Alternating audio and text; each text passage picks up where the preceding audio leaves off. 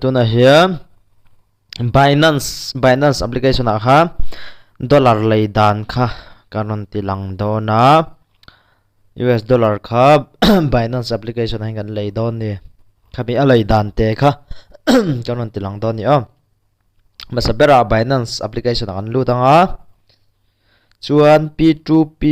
trading ti hi kan metang P2P trading ti hi chuan eta filter hi kan hmu hi lai ka ko na lai hi ta khian kan metanga chuan UPI India kan selakanga chuan kan lei du zat US dollar India poisa in US dollar kan lei du zat kan chunga zanga man ka lei dona tikhia confirm hnuai mi kha kan meta chuan in helai mi hi kan leianga buy ti khi kan metanga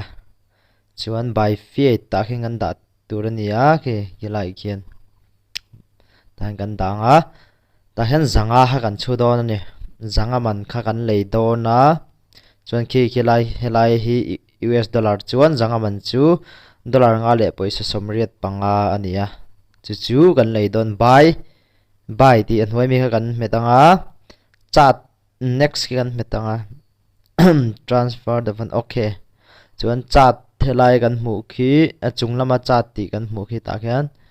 kan va message sang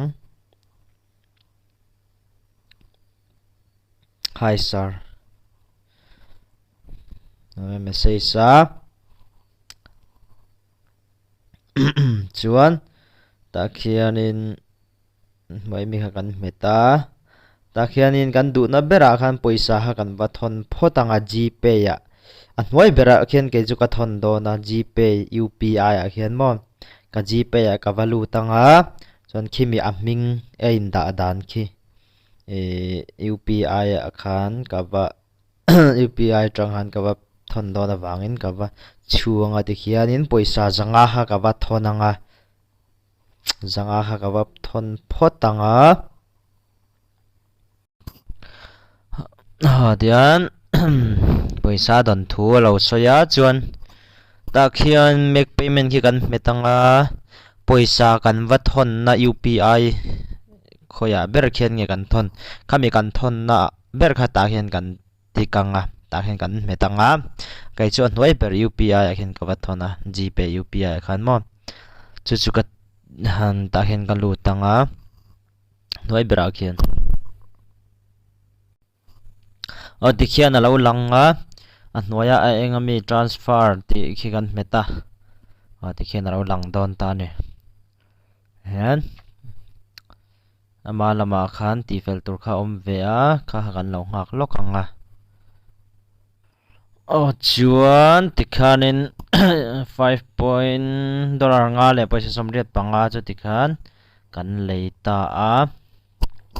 kha Binance P2P atanga US dollar kan leidan chu ni a video danga khanin US dollar sale dan kha kan tilang to boka in lo ve en don nia